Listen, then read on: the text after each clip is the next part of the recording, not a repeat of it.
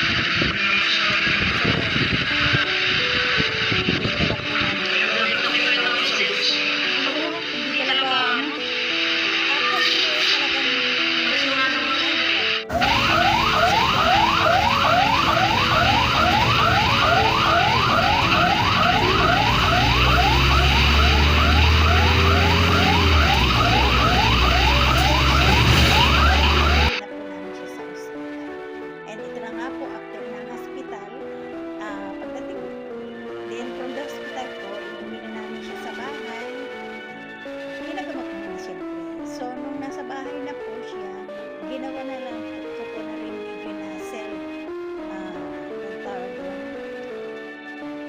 Parang iaano ko na lang siya, aakayin kasi ano na po siya, hindi na po siya nakakatayo and hindi na siya nakakalakad, pero kung pwedeng humakbang ang isa niyang binti na may alalay, so binilhan ko po siya ng ganitong ano bang tawag dito, guide, yung may gulong para kung pupunta sa CR, pero hindi pa rin po niya kaya.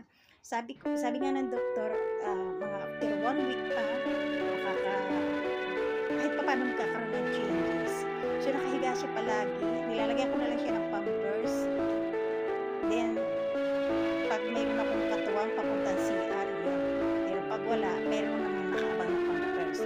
So dito ko na lang po siya ini-exercise. Pag hindi siya tulog, pinipilit ko siya tumayo, pinapakapit ko unti-unti po, hindi naman mabibigla yan, sabi nga ng doktor. And sa umpisa natutumba siya, hindi niya kayang tumayo. So nung medyo isang linggo na, nakakatapak na yung isa niyang paa, so tinutulak-tulak ko na lang siya para ma-push niya yung kanyang kabila, kahit man lang kabilang paa niya makahakbang.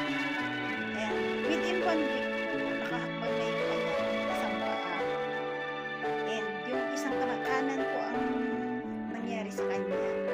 Then ang ginagawa ko, iniikot-ikot ko siya sa loob ng bahay kasi ayaw niya lumabas. So ang pinapag-guide niya, tutulak-tulak niya kasi may gulong. Sabi ko nga, kinakailangan kahit pa paano makatayo siya, kasi kung ito na po siya, nung nakaka-recover na siya, more than 2 weeks na po ito, may tungkol na siya, nakabilay pa na siya, pero naigalaw niya na ang kanyang paa.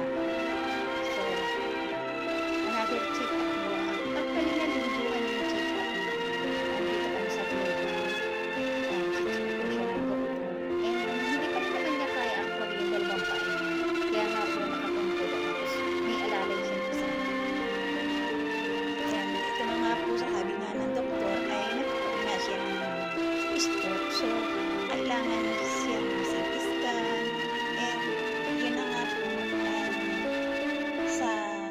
resulta mayroong tama yung puso niya, nagdikit yung kanya, yung ugat niya, may bara at saka yung utak niya. Then continue medicine po, ganun lang. And monitor ng doktor. Alagang CT scan siya, laboratory kasi medyo tumaas din ang dugo niya. Natural po sa mga nai-stroke yung nagkakaroon ng diferensya sa puso, sa isip, sa diabetes, and ganun po yung nangyari sa kanya. And ano na lang, monitor ng doktor.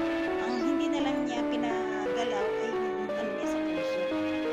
Kung pwedeng may resita na lang, resita, pero ayaw na niya kahit parang barado yan or kahit ano pang mangyari, ayaw niya. Basta okay na sa kanya yung nakalakad siya. Alam na niya may sakit siya, okay na po yun sa kanya. Monitor na lang. Iinom na lang daw siya ng gamot.